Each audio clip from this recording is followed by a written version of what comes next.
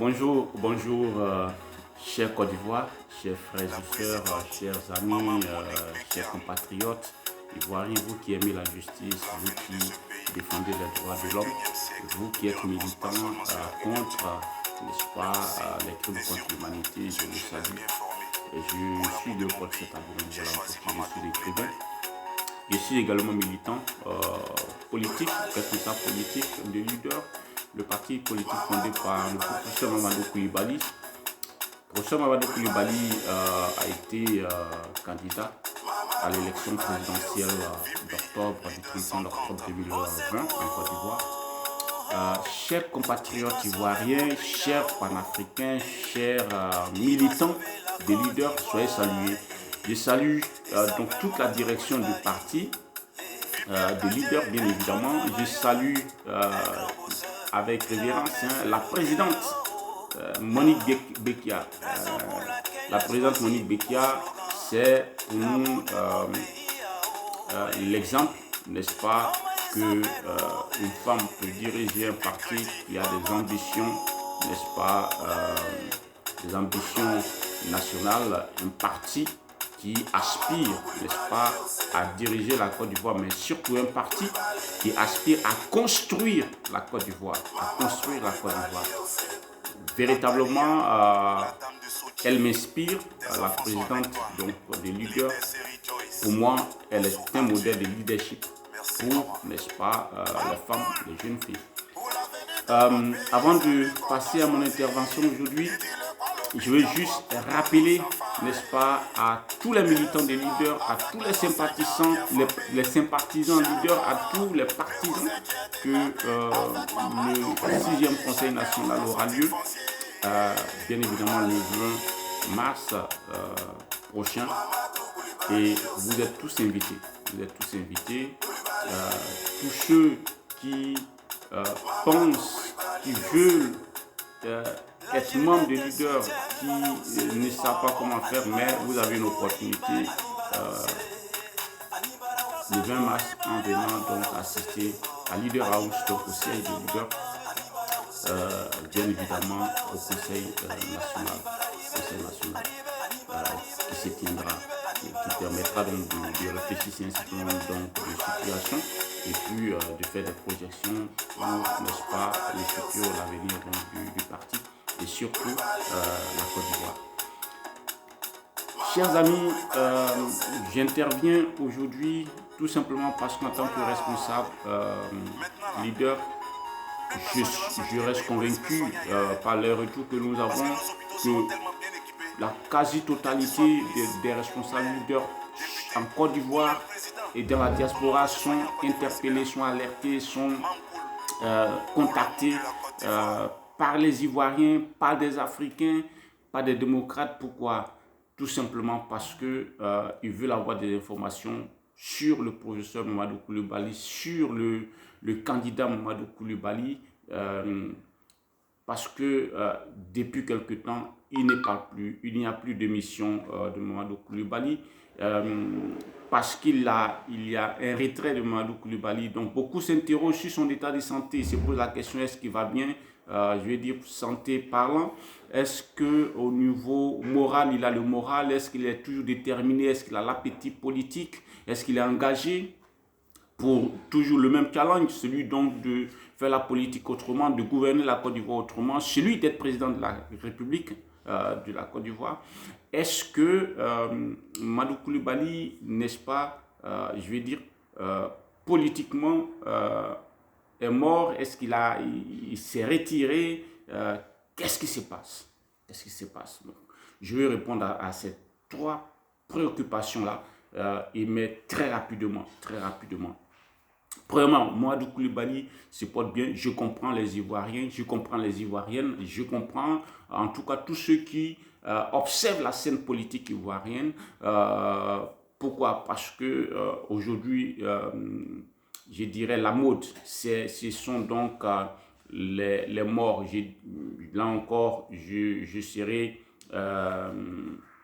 même réservé, je dirais les morts, n'est-ce pas, soupçonnés d'être empoisonnés ou bien d'être par empoisonnement. Donc l'empoisonnement tous azimuts des hommes politiques, comme beaucoup d'Ivoiriens le pensent. Donc je comprends que beaucoup d'Ivoiriens craignent pour la vie du professeur Mamadou Coulibaly, se préoccupent de sa santé. Vraiment merci à vous, chers Ivoiriens, chers Africains, pour les prières que vous portez à Mamadou Coulibaly, pour votre préoccupation en ce qui concerne sa santé. Lui-même, il se préoccupe également de la santé des Ivoiriens et du système de santé dans lequel, n'est-ce pas, la Côte d'Ivoire se trouve depuis 10 ans. Depuis 10 ans. Et bien évidemment, il a un projet, leader un projet donc de réforme, n'est-ce pas, pour donner une santé de qualité. Je pense que si vous avez bien écouté le jingle, il y a un peu cet aspect-là qui s'y retrouve. Donc vraiment merci à vous tous, n'est-ce pas, pour votre préoccupation, pour ce que Mamadou Coulibaly vous préoccupe. Mamadou Coulibaly vous préoccupe, pour ce que sa santé, surtout sa santé, vous préoccupe. Merci. Continuez à prier également pour lui, de la même façon que nous prions pour les uns et les autres. Continuez à prier pour lui, continuez à prier également pour les autres responsables politiques ivoiriens.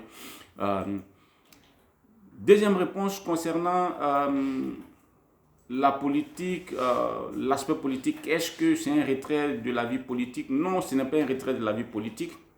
J'ai entendu quelqu'un dire Mamadou Coulibaly est peut-être désespéré ou plutôt a perdu espoir en la Côte d'Ivoire ou encore aux Ivoiriens parce qu'il a tellement parlé, il a tellement instruit le peuple et puis au dernier moment il n'y a rien. Il a été, lorsque sa candidature a été rejetée, il n'y a pas eu de mouvement, de contestation, etc.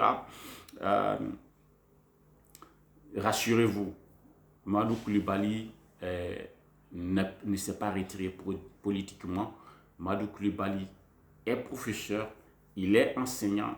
Au-delà d'être enseignant, il est chercheur, c'est un intellectuel, c'est un homme politique. Il a un parcours, n'est-ce pas, tout le monde, n'est-ce pas, peut avoir accès à ce parcours politique. C'est un militant donc engagé. Avant d'être leader de parti politique, avant d'être leader, n'est-ce pas, ivoirien, de l'opposition ivoirienne, il est, n'est-ce pas, militant, donc il sait, n'est-ce pas, les difficultés qu'il y a. Donc, politiquement parlant, il n'a pas perdu espoir dans la Côte d'Ivoire.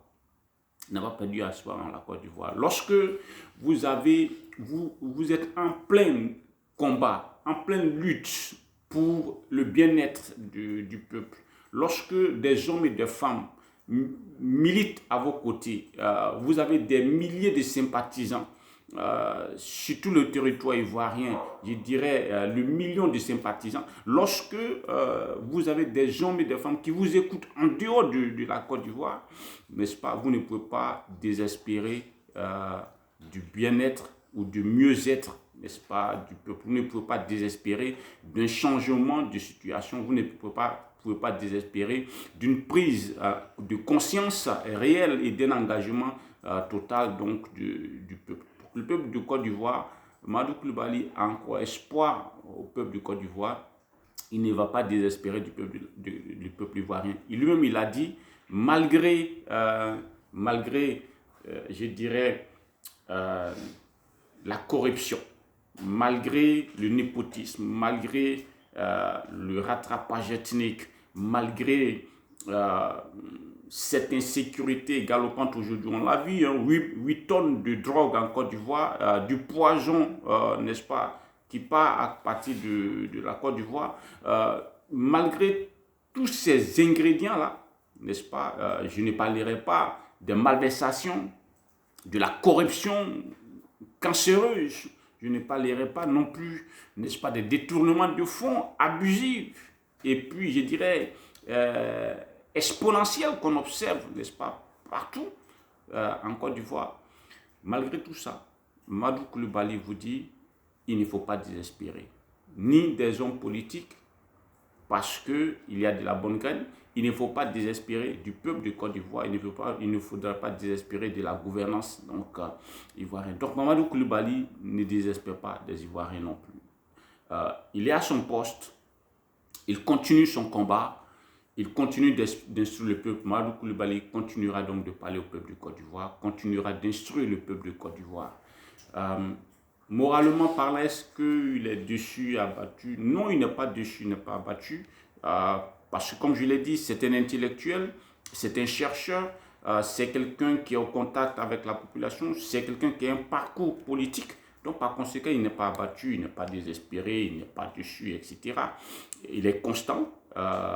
Au contraire, il est galvanisé, il est déterminé.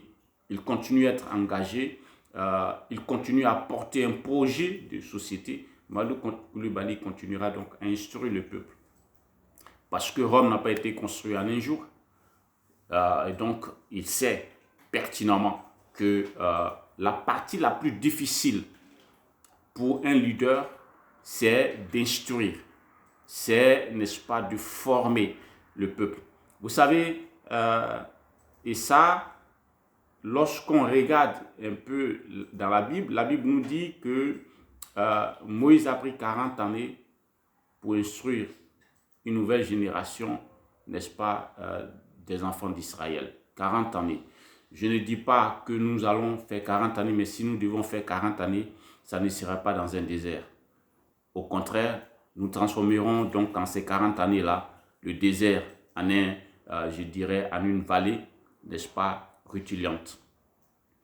Parce que nous avons les capacités, parce que nous avons les ressources, parce que nous avons les ressorts et parce que nous sommes engagés, nous sommes déterminés, parce que nous croyons à notre projet de société. Donc merci à tous pour vos inquiétudes vis-à-vis donc de l'état de santé de Mamadou Coulibaly, de son état moral, de sa condition politique.